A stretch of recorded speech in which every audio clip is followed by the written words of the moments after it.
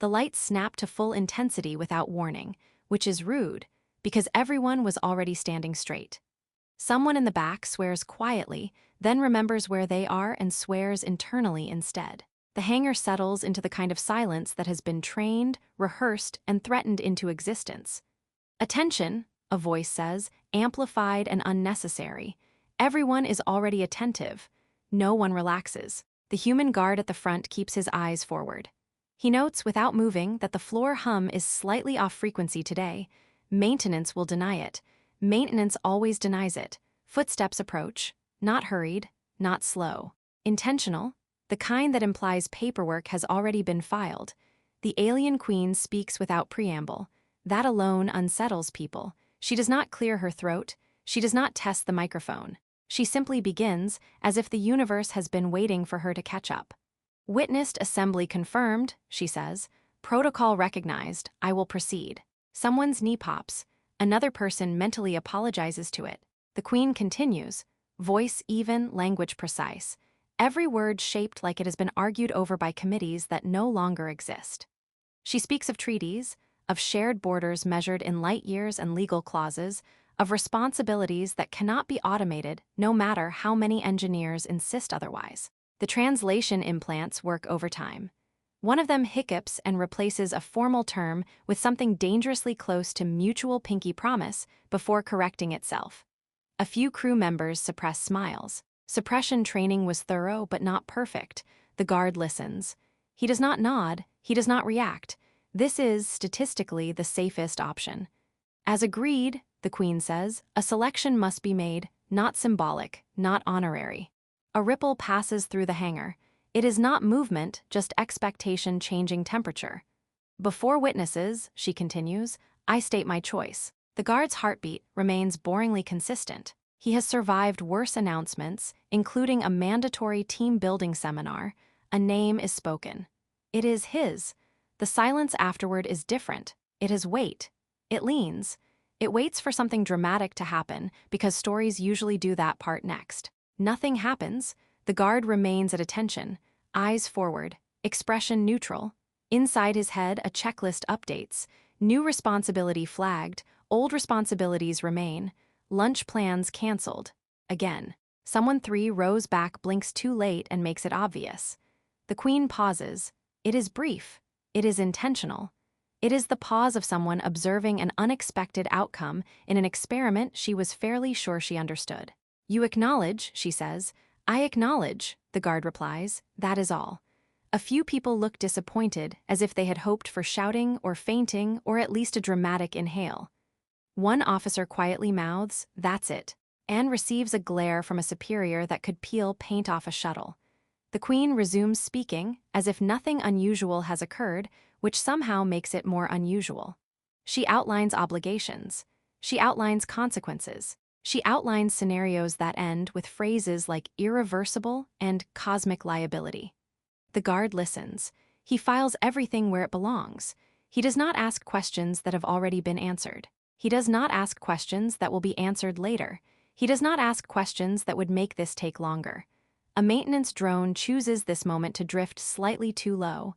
It bumps a crate. The sound echoes. Everyone pretends that was supposed to happen. The queen finishes. Proceed, she says. The lights dim by a fraction. The moment ends not with applause but with procedure. People breathe again, carefully, like they're not sure permission has been granted. The guard waits. Dismissed, someone finally says, sounding relieved to be useful. The formation breaks. Whispers ignite instantly. Did you see his face? He didn't have a face. Exactly. The guard turns when he is allowed to turn. He adjusts his stance. He prepares to move where he is told next, even though no one has told him yet. Someone passes him and mutters, "Congratulations, I think," which is the most honest response so far. He allows himself one thought, brief and contained. This is going to require new boots. Then he steps forward, ready, silent, already doing the job. The corridor outside the hangar fills the way weather does, gradually, and with complaints. Boots move faster than regulation now that regulation is technically over.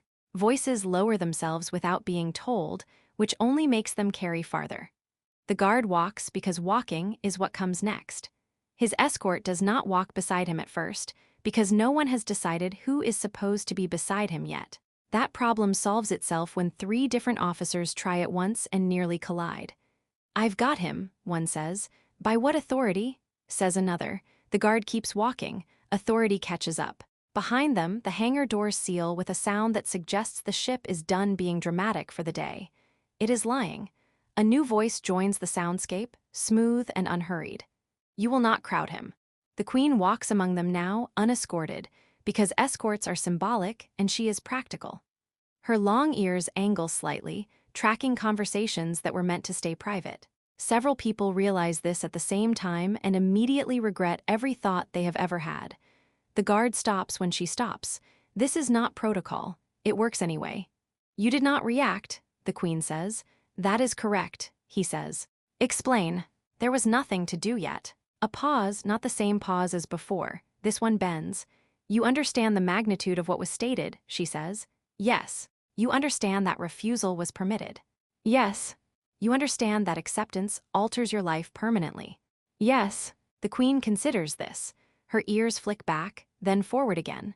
Somewhere in the ship, a systems analyst feels a sudden urge to log something without knowing why.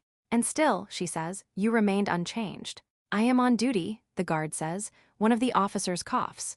It comes out suspiciously like a laugh and is punished immediately by their own shame. The Queen turns slightly. "Is this common?" "No," someone says too quickly. "Yes," someone else says, resigned. The guard does not correct either of them.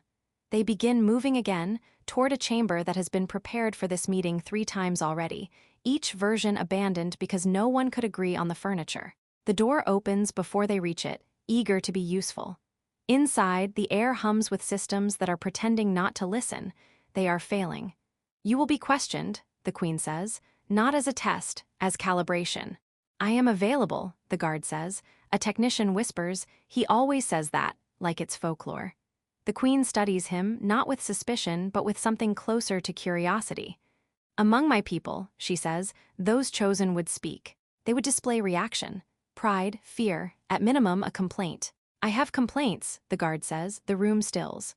"Later," he adds. The tension breaks in an odd, lopsided way. Someone snorts. Someone else pretends it was a chair malfunction. The Queen's mouth curves. It is small. It is unmistakable. "Very well," she says. "Later." She gestures, and data blooms in the air between them. Maps, timelines, projections that end badly if handled poorly. The guard watches without visible awe. Inside, he adjusts priorities again. He will need to relearn several things. He will do so quietly. "You will stand closer," the Queen says suddenly. He does. No hesitation, no flourish. Her ears tilt toward him, close enough now that the crew collectively decides not to look directly at them, which only makes it worse. "You do not see elevation," she says softly. "You see assignment." "Yes." "Interesting." The ship hum shifts again. Somewhere, maintenance denies responsibility. The Queen straightens. "Then we proceed," she says, "and may whatever gods you acknowledge forgive me." The guard considers this. "They won't," he says, "but they'll understand." This time, the laughter is real.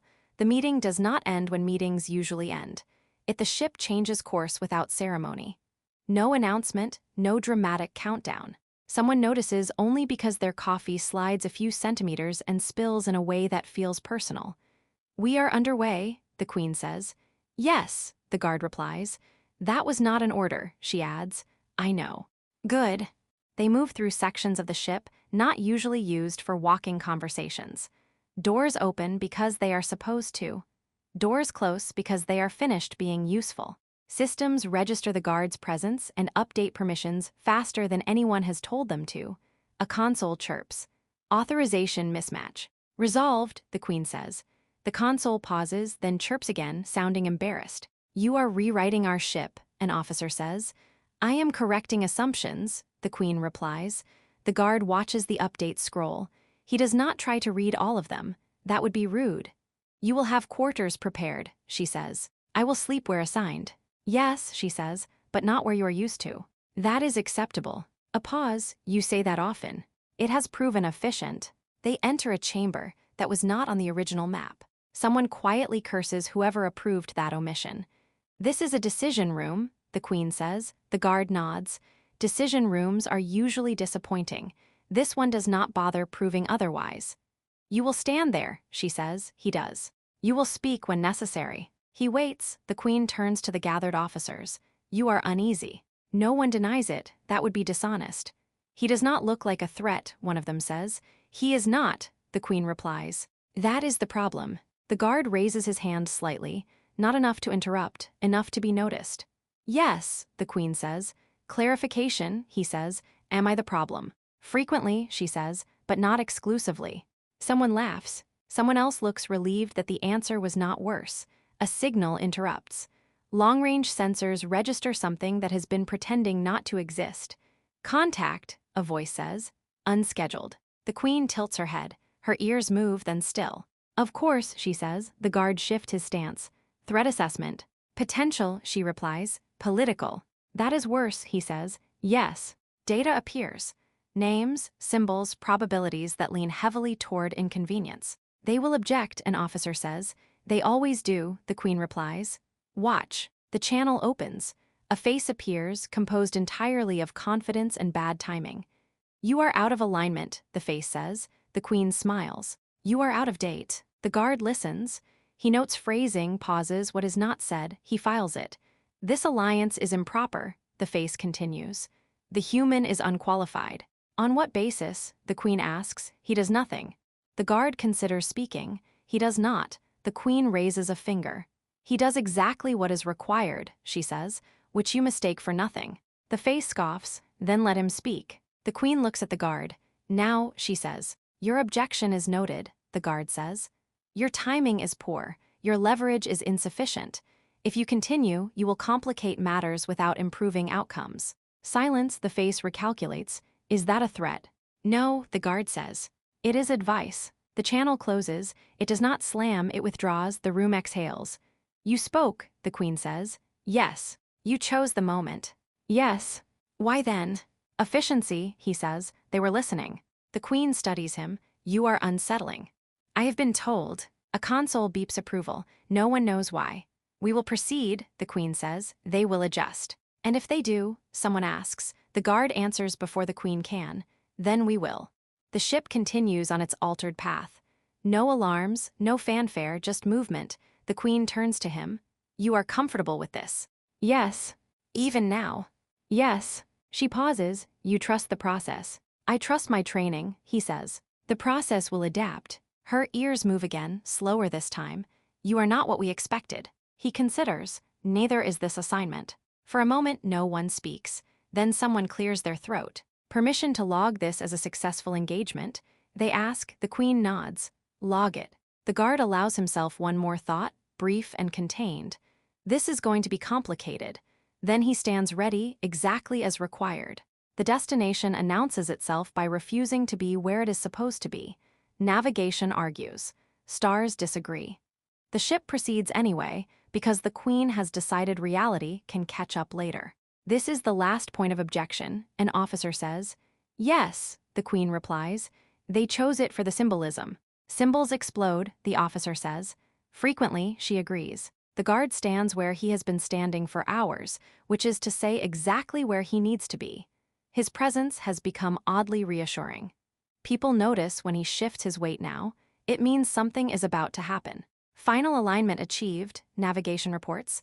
Mostly. That will do, the queen says. The channel opens. The same coalition, now with more faces and less confidence. You persist, one of them says. We always do, the queen replies. You risk fracture, another says. Yes, she says. Growth often does. They look at the guard again, they always do. You have changed nothing, the first voice says. The guard speaks before being prompted this time. It surprises exactly no one who has been paying attention. Incorrect, he says. Everything is different. You simply benefited from the delay. Silence stretches, it is thinner now, brittle. You stand between powers, a voice says. You will be crushed. The guard considers this. That is a possibility, he agrees. And yet, he continues, I am still standing. The queen watches him closely. Her ears tilt, not toward threat, but toward recognition. You place too much trust in one human, the coalition says. The queen answers calmly. No, I place trust in what he represents. "And what is that?" they ask. The guard answers again, surprising himself this time. "Follow through." The channel closes. This time it does slam. For a moment nothing happens, then systems across the ship update, treaties lock, borders stabilize. Probabilities flatten into something survivable. A junior officer laughs, sharp and disbelieving. "Did that just work?" "Yes," the Queen says, "for now." The ship resumes a course that finally makes sense. Later comes, eventually. The Queen stands with the guard in a quieter space where no one is pretending not to listen because no one is listening anymore. "You have fulfilled the role," she says. "I will continue to," he replies. "Yes," she says, "but you may also choose to redefine it." He considers that longer than most things. "I have learned," he says slowly, "that silence can be directive, that presence can be leverage." She nods. "You have learned ruler's lessons without being one." "I do not wish to rule," he says. "I know," she replies. "That is why this worked." A pause, a gentler one. "You ration emotion," she says. "Have you spent any?" He allows himself something like a smile. It is brief, it is real. "A little," he admits, "on trust." Her ears flick in a way that, among her people, means respect without ceremony. "You will no longer be merely a guard," she says. "I know. What will you be then?" He thinks of the crew, of the silence, of standing between impossible things and not stepping aside. "Available," he says. She laughs softly. "Of course you will." The ship settles into its new rhythm. Reports are filed. Arguments become footnotes. The universe adjusts grudgingly. The guard takes off his old insignia and replaces it with something unmarked. It feels heavier. It feels right. Someone passes him in the corridor and says, "So, how does it feel?" He considers, then answers honestly, "Acceptable." And for the first time, the future does not argue. Reshapes itself, refuses to be concluded by polite phrases. Time behaves strangely around authority. A chair slides across the floor without being asked. No one sits in it. It waits, offended. "You will ask now," the Queen says, not unkindly. "Later will become never if we are not careful." The guard inclines his head by exactly the amount that indicates compliance without enthusiasm. "Clarification," he says, "chain of command." The officers tense. This is familiar territory and therefore dangerous. "You remain under your command structure," the Queen replies, "and under mine." "That is too," he says. "Yes. Which one do I disobey first if required?" A silence blooms. It is impressed with itself. The Queen's ears lift. "You would disobey." "If required," he repeats, "professionally." A nervous laugh escapes someone near the door. It is immediately adopted by others who are grateful for permission. The Queen considers. "You would choose the path with the least damage." "Yes." "Even if it displeases me." "Yes." Her mouth curves again. "Excellent, that is the correct answer." One of the officers exhales like they have been holding their breath since childhood. The data field shifts. New projections appear. Some of them involve places humans are not supposed to stand without protective gear, divine favor, or a very good excuse. "These are conflict zones," the Queen says. "Potential ones, probable ones. I dislike probability." "So do we," the guard says. "It rarely files reports on time." A technician laughs outright and then freezes, as if waiting to be erased. Nothing happens. Encouraged, someone else smiles. "You will accompany me," the Queen continues. "Not as ornament, as function." "I am functional," the guard agrees. "That remains to be seen," she says lightly. The room shifts again, attention moving toward him like a slow tide. He does not acknowledge it. He has been stared at by worse things. Some of them had more teeth. "Your emotional response," the Queen says, "is it delayed?" "No." "Suppressed?" "No." "Absent?" "No." "Where is it then?" He considers this, actually considers it. The silence grows curious instead of tense, which is new. "It is allocated," he says finally, "for later use." The Queen blinks, once, deliberately. "You ration emotion." "Yes." A pause, then she laughs. It is brief and musical and absolutely unhelpful to the crew's attempt to stay composed.